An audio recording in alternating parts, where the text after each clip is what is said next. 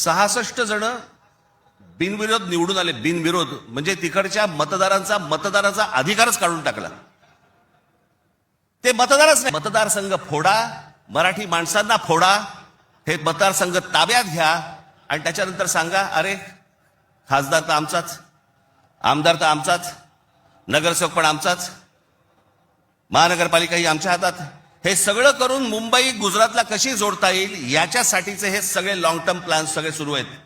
काल शिवाजी पार्कमध्ये झालेल्या सभेमुळे महाराष्ट्राच्या आणि विशेषतः मुंबईच्या राजकारणात मोठी खळबळ उडाली आहे. मनसे प्रमुख राज ठाकरे यांनी आपल्या खास शैलीत लाव रे तो व्हिडिओ म्हणत एक व्हिडिओ दाखवला आणि त्या एका व्हिडिओमुळे सत्ताधारींची झोप उडाल्याचं स्पष्ट दिसत आहे. राज ठाकरे यांनी या व्हिडिओच्या माध्यमातून एक साधा पण गंभीर प्रश्न उपस्थित केला. 2014 नंतर नेमकं काय बदललं आणि अदानी समूह इतक्या झपाट्याने कसा वाढला? राज ठाकरे म्हणाले की 2014 पूर्वी अदानी समूहाचं देशात फारसा मोठं अस्तित्व नव्हतं. पण भाजप सत्तेत आल्यानंतर गेल्या 10 वर्षात अदानीना समूहाने देशभरात विशेषतः मुंबई महाराष्ट्रात हातपाय पसरायला सुरुवात केली आहे. त्यांनी नकाशाच्या माध्यमातून दाखवलं दरवर्षी कसे प्रकल्प मिळत गेले, कशा प्रकारे जमिनी मिळाल्या, कशा मोठ्या सार्वजनिक मालमत्ता त्यांच्या ताब्यात गेल्या. हे सगळं त्या व्हिडिओत दाखवण्यात आलं आहे. राज ठाकरे यांनी थेट आरोप केला आहे की मुंबईतील धारावीचा प्रकल्प, मुंबई विमानतळ, नवी मुंबई विमानतळ आणि ही अदानींच्याच ताब्यात जाण्याची शक्यता आहे. ते म्हणाले, मी उद्योगपतीच्या विरोधात नाही, पण एकाच उद्योगपतीला इतकं मोठं केलं जात असेल तर प्रश्न विचारलेच पाहिजेत.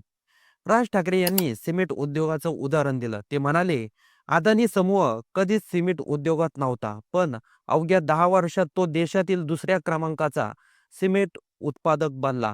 आज बहुतांश सरकारी प्रकल्पामध्ये त्यांच्याच कंपनीचं सिमेंट वापरलं जात आहे. हे सगळा योगायोग आहे का, असा सवाल राज ठाकरे यांनी उपस्थित केला.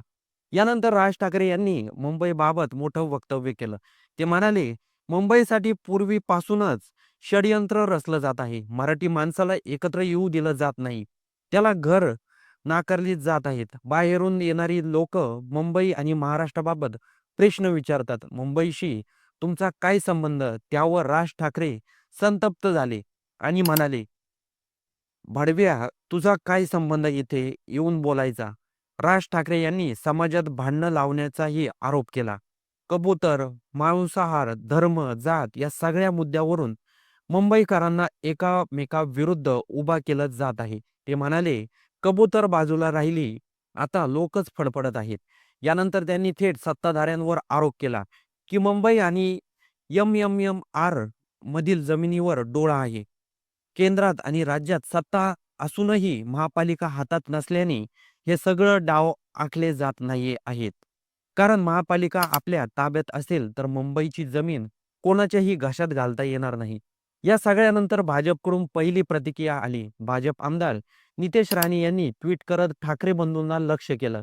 ते म्हणाले, ठाकरेंना अदानी चालत नाही, पण पण चंगेज, मुलतानी आणि झोकरान ममदानी चालतात.